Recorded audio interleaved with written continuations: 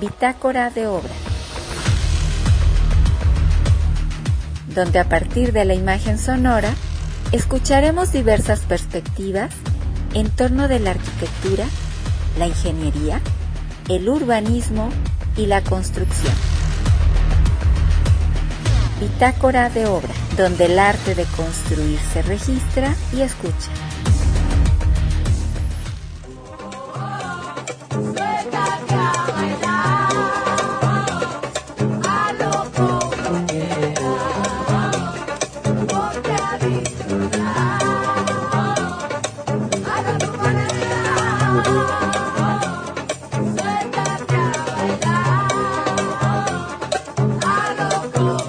Saludos cordiales desde esta frecuencia universitaria. Sean bienvenidas y bienvenidos a esta emisión de Bitácora de Obra Radio. En controles del 104.3 FM, Junior Cabrera, guión y producción de esta colaboración para Radio Nicolaita, arquitecto Yarko Miriel González. Damos la bienvenida a este mes de noviembre entre cohetes, pulque, arquitectura y sus procesos. Sin más preámbulo, los invitamos a que se sumen a esta escucha colectiva los próximos minutos. Aquí comenzamos.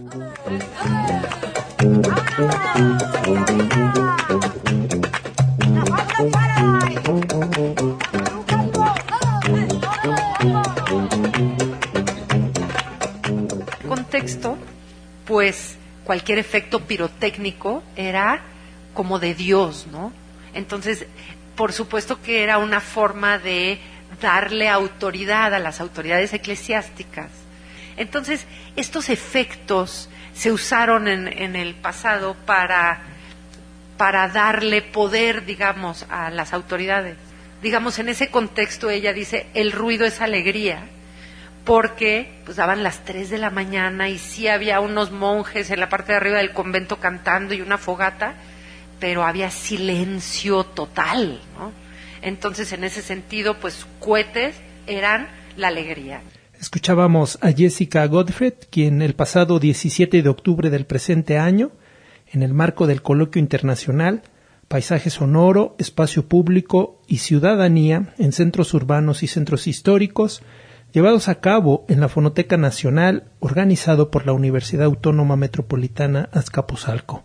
Pero, ¿quién es Jessica Godfrey? Ha trabajado como investigadora y gestora en instituciones como el INA, CENIDIM y BEC, entre otras. Cuenta con publicaciones en revistas científicas y de divulgación nacionales e internacionales, capítulos de libro y enciclopedias con editoriales como Penguin Random House, Cambridge Scholars, INA, Colegio de la Frontera Norte, UAM, entre otras. Ha diseñado e impartido cursos virtuales sobre la cultura del sonido y el son jarocho, y ha sido docente en universidades públicas y privadas de Veracruz. Esta ponencia y tema, considero, me llevó a comprender un código social que desconocía y que, bueno, desde chico me preguntaba ¿por qué ese sonido? No solo en espacios rurales, sino también en la ciudad. Tenía un supuesto para ello. Dada la hipeacusia en mi oído izquierdo, les comparto ahora ser más sensible e inquieto con este tipo de sonidos. Pero dispongámonos a escuchar alguna definición previa al tema de fondo. Bueno, el ruido es alegría. Esta frase es de Solange Alberro.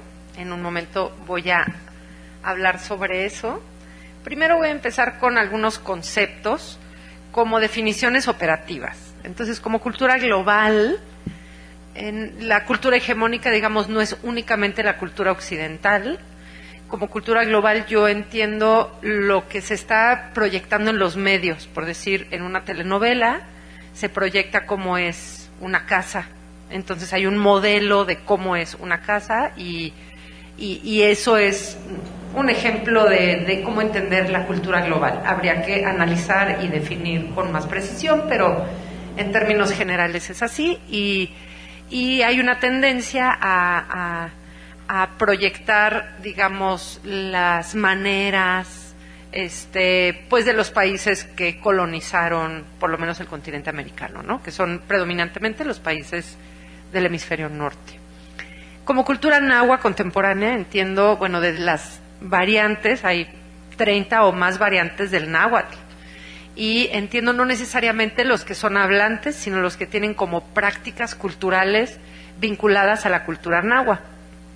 El ser náhuatl no significa usar o no usar tecnología, el ser náhuatl no significa viajar por el mundo o no viajar por el mundo, el ser náhuatl no necesariamente implica como un lugar en una en un estrato social, ¿no? Sino lo que implica, por lo menos por ahorita como definición operativa, tiene que ver con las prácticas culturales.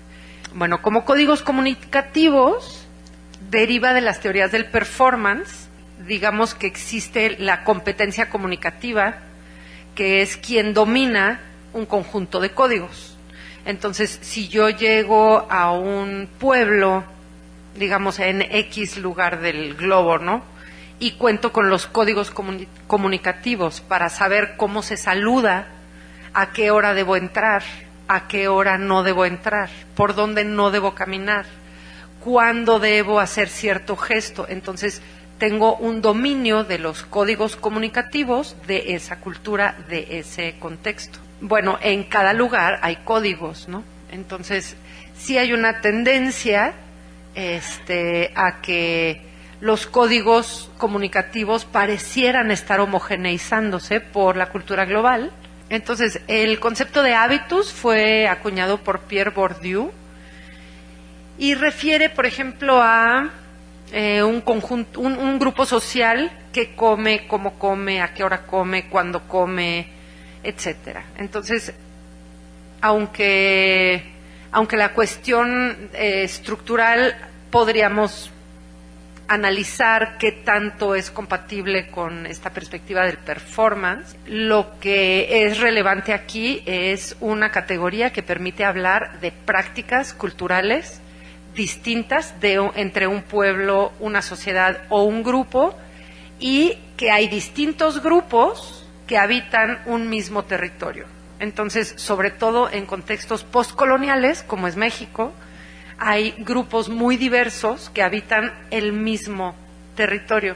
El concepto de memoria colectiva fue acuñado por Maurice Holbach y, bueno, de él lo que tomo tiene que ver con la continuidad del tiempo, ¿no? Este tiempo colectivo en el que, pues, para ciertos habitantes del planeta llega el mes de diciembre y es Navidad. Y bueno, por lo menos en México llega el 6 de enero, es el Día de Reyes, luego viene el 2 de febrero y hay un calendario que tiene un sentido histórico, que fue definido históricamente y que todos estamos de acuerdo en que así es y que rige nuestro tiempo, ¿no? Entonces, en ese sentido, hay una colectividad, o sea, somos entes enteramente colectivos. Una vez compartido este contexto, recordando que en un espacio urbano o rural se llevan a cabo diferentes formas de celebración, algunas con raíces muy, muy profundas, la investigadora Jessica Goffred comparte lo siguiente. Hay diferentes tipos de fiesta. Entonces, algunas ideas de fiesta se vinculan con la noción de libertad o de diversión o de puedo hacer lo que yo quiera. Es fiesta, puedo hacer lo que yo quiera, ¿no? Y en realidad en las fiestas nahuas contemporáneas, más bien la fiesta conlleva mucha responsabilidad y un alto grado de compromiso. En este contexto, los cohetes tienen una función comunicadora y comunican tiempo y espacio.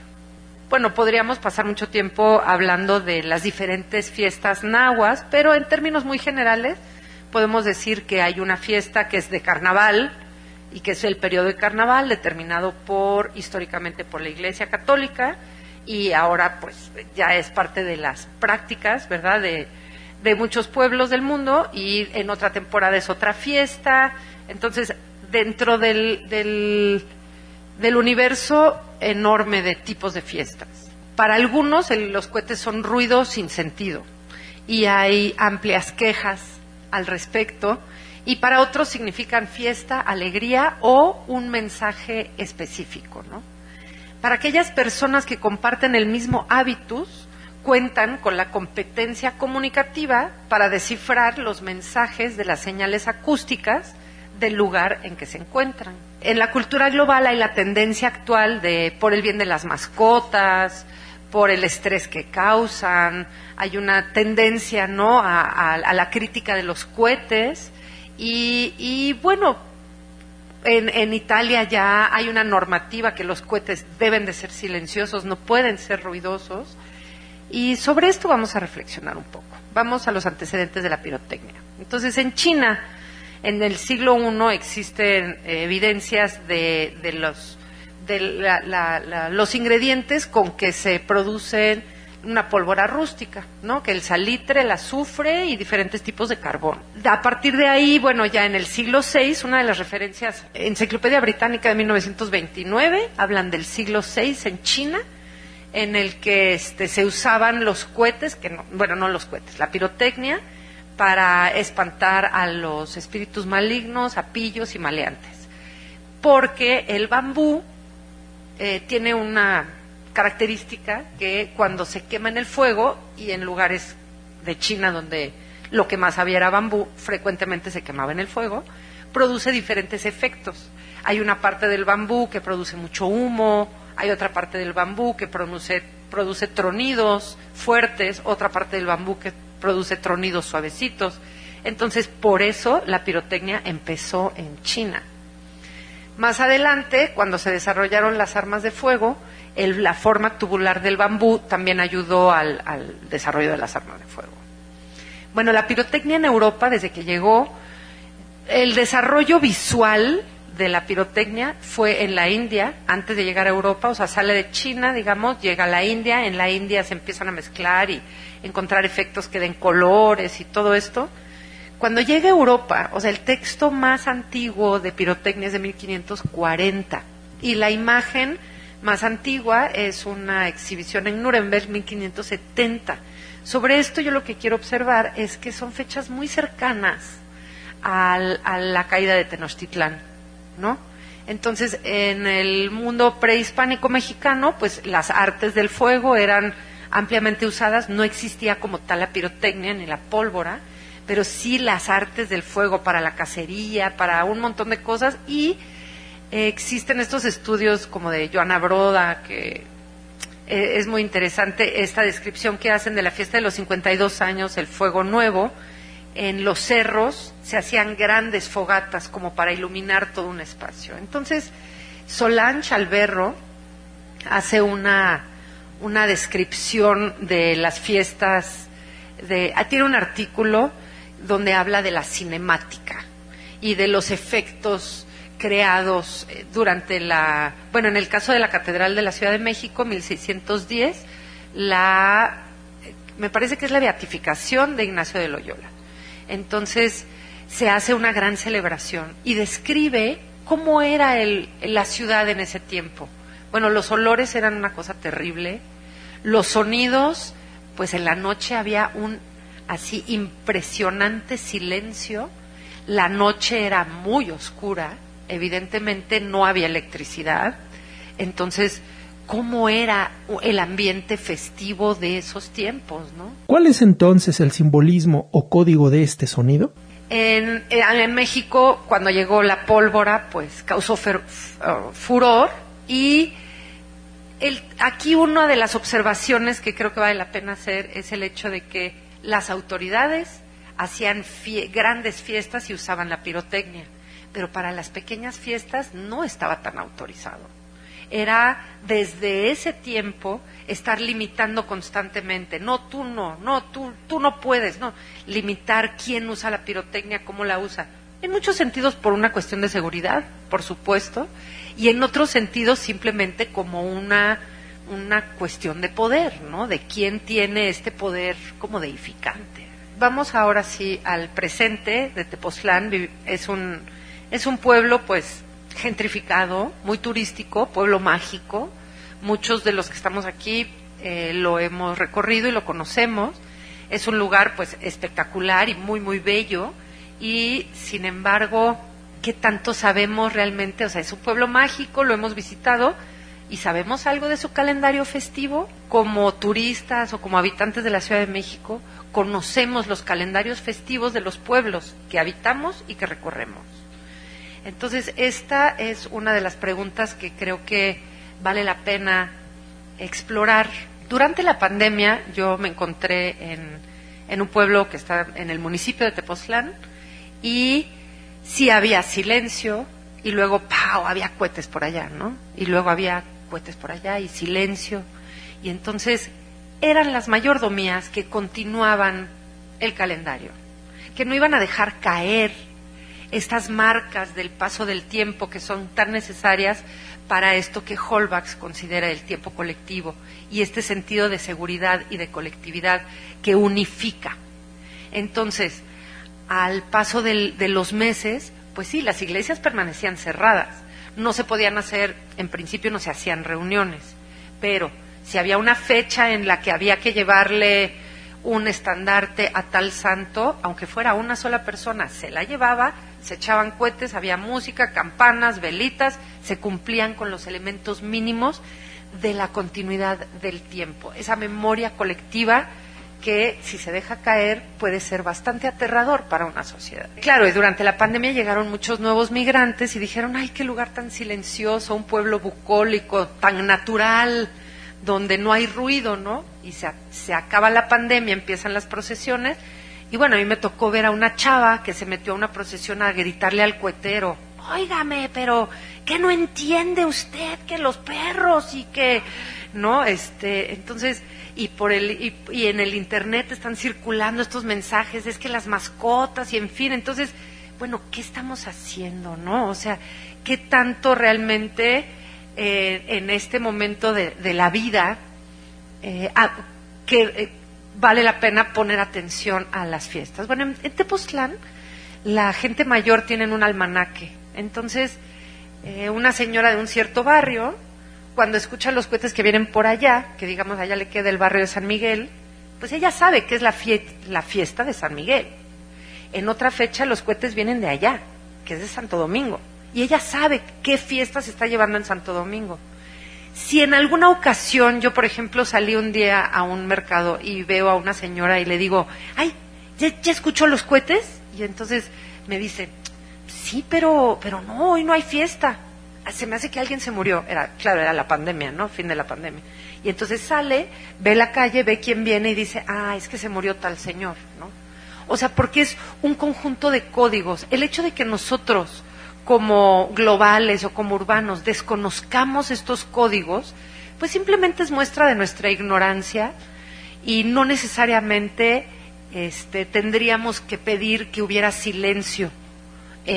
O a lo mejor sí en la ciudad, que hubiera silencio para que se escuchen los cohetes, para que estas marcas festivas, calendáricas, tan ancestrales, que están festejando y celebrando de forma colectiva a la deidad que resguarda un territorio particular.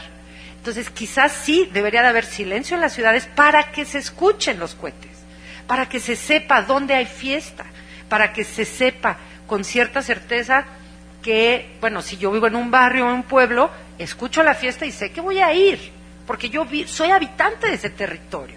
Entonces voy a ir y preguntar, pues, ¿qué me toca? Ahí llevar agüita de Jamaica, cafecito, pancito, ¿no? Ese es nuestro hábitus, o podría ser, digamos. Entonces, el volumen de los cohetes no es realmente un riesgo para la salud, en términos de decibeles y de, no sé, el ISO 9000, que se haya hablado el día del taller aquí, pero hasta donde yo he podido investigar, el hecho de que no sea un sonido continuo, que es un sonido y luego otro, incluso cuando son ¿no? De los sartales o de otros, no llega a ser realmente un problema de la salud. Sí es un problema de seguridad, las bodegas, la producción de cohetes, o sea, ahí sí, por supuesto que se necesita una regulación muy fuerte. El aviso para las personas que están haciendo de comer desde los cerros, mandan 3 cohetes. Y entonces los que están haciendo de comer ya saben que es hora, ya ahí vienen, ¿no? O sea, es un sistema de comunicación. Pero después del incendio de Amatlán, la comunidad decidió, por cuestiones de seguridad, no fuera a ser que en estas épocas de secas hubiera un incendio. Entonces, ya no se echaron los cohetes, ¿no?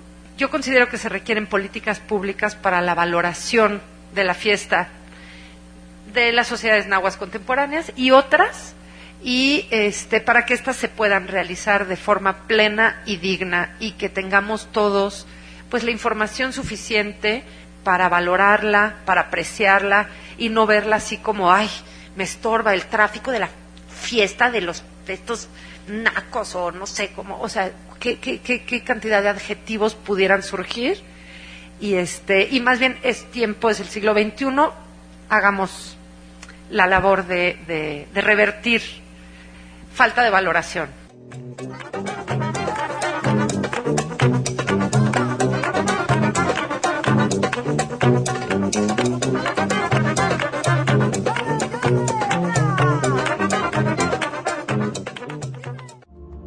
Participa con nosotros. Mensajes de voz al WhatsApp 4431304330. Correo electrónico bitácoradeobraradio@gmail.com. ¿Qué relación puede existir entre el tiempo, el pulque, la arquitectura y sus procesos? El arquitecto Rodrigo Pantoja construye una reflexión en torno a estos elementos, la cual te invitamos a escuchar en los próximos minutos. Se inauguró en la colonia Pensil la pulquería de Osofronio el Mayor. Los pulques de Apan se llama el Cubil y hubo banderas a todo color.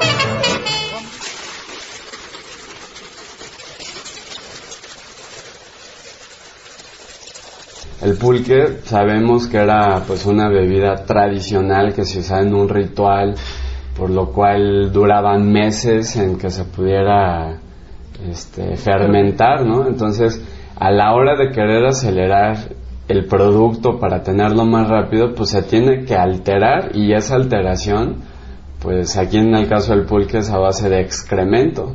Entonces hay ciertos tiempos que no podemos acelerar, o si lo hacemos se va a ver claramente afectado. Entonces como que me empecé a dar cuenta que las cosas que valen la pena pues realmente necesitan de una espera, ¿no? Tenemos que ser pacientes. Entonces dije, pues, seguramente en la arquitectura es igual. El tiempo y el pulque, o la arquitectura y sus procesos, se publica en la columna Concepto Contexto del suplemento cultural Vuelta de Hoja de la Jornada Michoacán, en mayo del 2007, por el arquitecto Pantoja. Yo les digo reflexiones. Esta columna fueron como ideas que rondaban por mi mente semana con semana.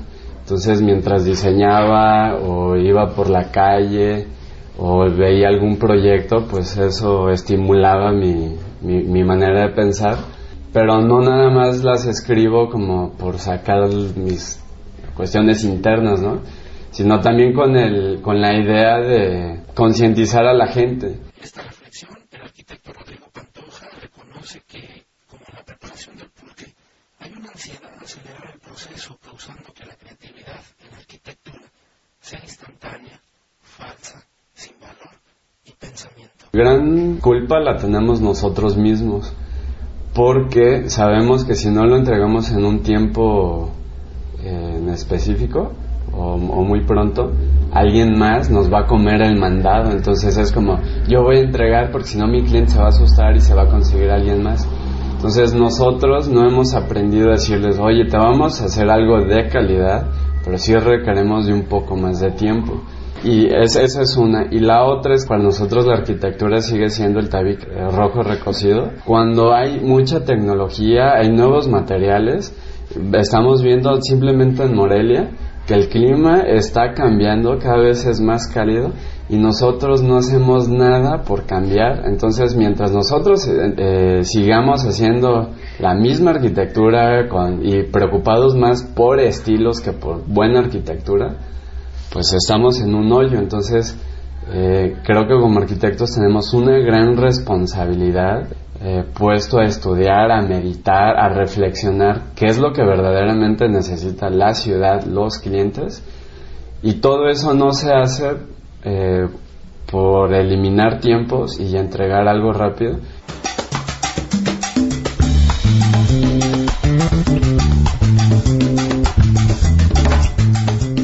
Considera que la exploración es un detonador para la generación de una nueva arquitectura de calidad que exige yo sí veo que debe de haber una exploración. Si no hacemos una exploración no vamos a llegar a soluciones nuevas.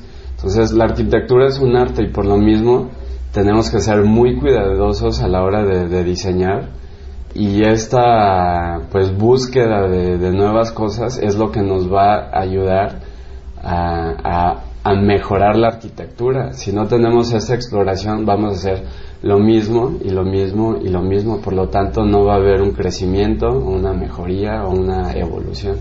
Concluye su reflexión mencionando: si alguien no está dispuesto a esperar un buen vino, un buen platillo, un buen diseño arquitectónico, o en un remoto caso, un buen pulque, solo obtendrá instantaneidad, malos vinos, comida chatarra y arquitectura mediocre.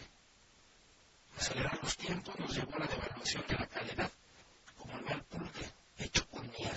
La verdad terminé así el texto, a lo mejor un poco agresivo, pero quería ser contundente, ¿no? Porque sabemos que al pulque se le pone excremento para acelerar su descomposición y provocar una fermentación.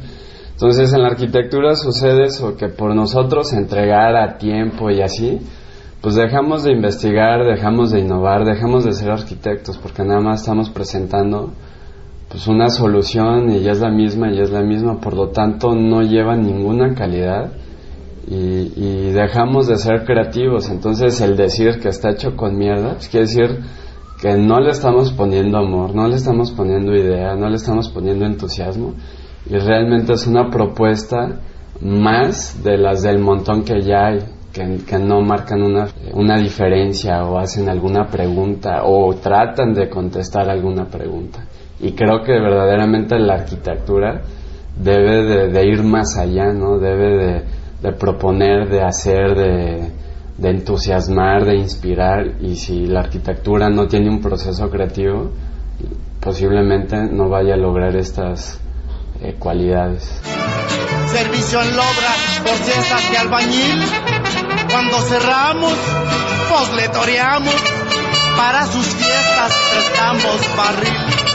Los pulques de Apan, los que solapan, los cohetes diarios de toda la... Agradezco a Junior Cabrera su apoyo en controles técnicos del 104.3 FM, Radio Nicolaita.